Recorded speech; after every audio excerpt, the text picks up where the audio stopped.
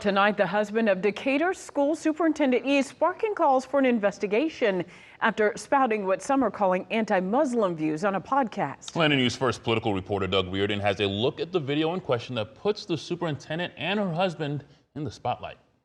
Let me hop in. So fascinating.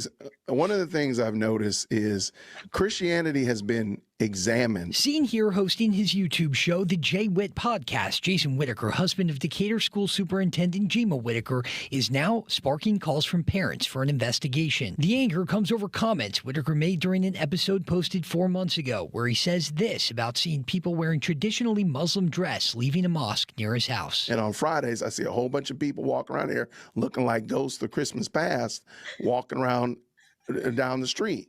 Why? Because they're looking like 6th century goat herders, and they can't examine it and apply it in real time. So all they can do without asking questions, being low IQ people, is to impersonate a 6th century goat herder.